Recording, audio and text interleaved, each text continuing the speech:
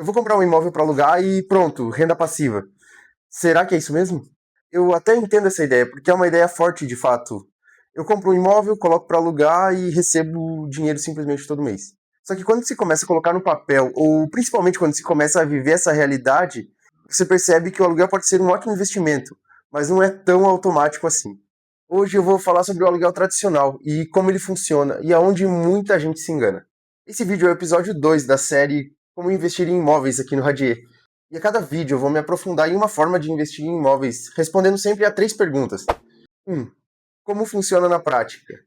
2. Onde as pessoas se iludem e geralmente erram? E 3.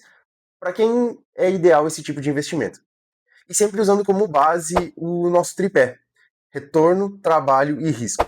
Vamos começar analisando pela ótica do tripé aqui do Radier no aluguel tradicional. Primeiro, o retorno. Você ganha dinheiro com o aluguel, mas também tem a valorização do imóvel, em caso de venda futura. Trabalho. Mesmo dentro do aluguel tradicional, com o imóvel lá alocado e o proprietário recebendo o aluguel mensalmente, existe sim um trabalho por trás disso. O proprietário precisa correr atrás de contrato, de manutenção, correr atrás do próprio inquilino enquanto o imóvel está para alugar. Eventualmente tem uma reforma ou outra para ajustar o imóvel para a demanda do mercado. Tem todo o processo de negociação, então não é algo de graça. E em relação ao risco, os dois principais são a vacância e a liquidez. Vacância, de maneira simplificada, é o imóvel ficar sem o inquilino, sem o aluguel, ficar ali vago e o proprietário tendo que arcar com os custos nesse período.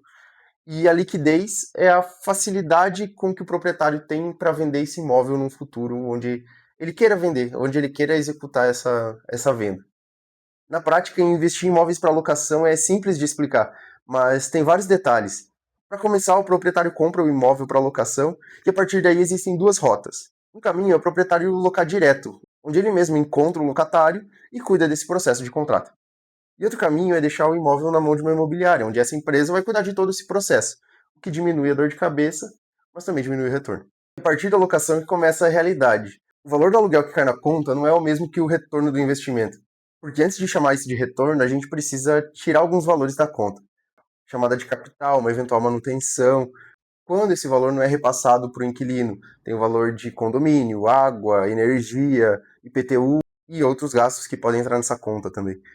E claro, dependendo do imóvel que o proprietário adquire e o que ele faz com isso para viabilizar o aluguel, tem que se colocar o valor da reforma inicial nessa conta também. E agora a gente vai para a parte que eu considero mais importante, aonde as pessoas se enganam. O primeiro erro é chamar isso de renda passiva, como se fosse um dinheiro automático. Claro, você pode até reduzir o seu trabalho através de uma imobiliária, mas ainda assim podem surgir algumas demandas que dependem do seu posicionamento como proprietário. E aqui o trabalho não é necessariamente grande, mas pode ser recorrente. E dependendo da rotina que a pessoa tem como proprietário, isso pode pesar mais do que parece. O segundo erro é fazer conta como se o imóvel fosse ficar alocado 100% do tempo. E aí uma troca de inquilino, uma manutenção, uma fase ruim do mercado é o suficiente para essa conta não fechar mais. Quem é investidor não pode tratar a vacância como uma exceção, ela faz parte desse jogo. E o terceiro erro é não levar em conta custos invisíveis, manutenção, pequenos reparos, pintura, troca de alguns itens, conserto, vistorias, dependendo do caso até alguma demanda jurídica. O ponto aqui é simples, o imóvel envelhece e essa conta quem paga é o proprietário. O quarto erro é comprar um imóvel que eu moraria, não o que o mercado procura. A pessoa comprou um imóvel pensando com o coração, algo como eu adoraria morar aqui. Mas quem decide no final das contas é quem vai locar, e não necessariamente essa pessoa pensa como você. O imóvel bom para morar e o imóvel bom para alocar podem ser coisas diferentes. Um exemplo simples é um imóvel maravilhoso, um imóvel de um tamanho ideal dentro de um condomínio muito bom, mas que o custo do condomínio que é repassado para o cliente é muito alto. Então esse valor de condomínio alto, somado com o valor do aluguel, pode se tornar inviável para o cliente final, enquanto para quem escolhe o imóvel só para morar, numa eventual compra, pode fazer sentido. E o último erro grande que eu quero trazer aqui é ignorar a liquidez e pensar que o imóvel vai ser seguro para sempre. Por mais que a ideia aqui seja aluguel não venda, a liquidez tem que ser levada em consideração. O imóvel pode ser seguro em valor, mas lento na hora de virar dinheiro de novo. Se você precisar vender, principalmente se precisar vender rápido, você acaba não escolhendo o valor. Quem decide esse valor são os potenciais compradores. Então, o aluguel é uma boa estratégia, mas você precisa levar em consideração que o imóvel é um valor considerável preso por um período de tempo. Tá, tudo bem. Dito tudo isso, Para quem isso faz sentido? Eu vejo que o aluguel tradicional faz sentido para algumas pessoas. Para quem quer algo mais previsível que uma modalidade de compra e venda, para quem aceita um retorno um pouco menor em troca de uma certa estabilidade, para quem tem paciência com o prazo e algumas fricções no processo, para quem não precisa de liquidez imediata e para quem consegue pensar com os números, não só com o gosto pessoal. E essa modalidade tende a ser ruim para quem odeia qualquer tipo de burocracia, para quem não tem uma reserva financeira para aguentar uma eventual vacância, para quem precisa do valor do imóvel de maneira rápida ou urgente, ou para quem está apostando que o imóvel vai valorizar sem de fato analisar a demanda. E para finalizar, eu quero deixar aqui um checklist bem rápido. Se você está pensando em comprar um imóvel para alugar, pense em levar em consideração essas perguntas. Quem é o inquilino típico desse imóvel? Se você não consegue descrever a pessoa, a demanda não está clara. Quanto custa manter esse imóvel por mês, mesmo vazio? Condomínio, IPTU, taxas, manutenção.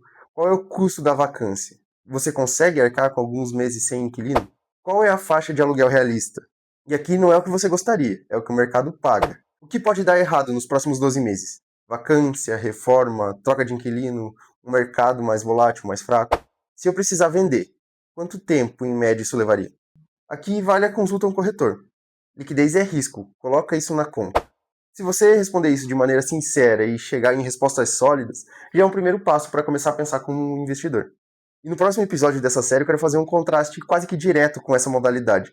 Eu quero trazer para vocês a modalidade de aluguel de curta duração, o que o pessoal chama de short stay, que ficou popularizado pelo Airbnb. E como mesmo a gente falando de aluguel, essa abordagem um pouco diferente já transforma o retorno, o trabalho e o risco do negócio.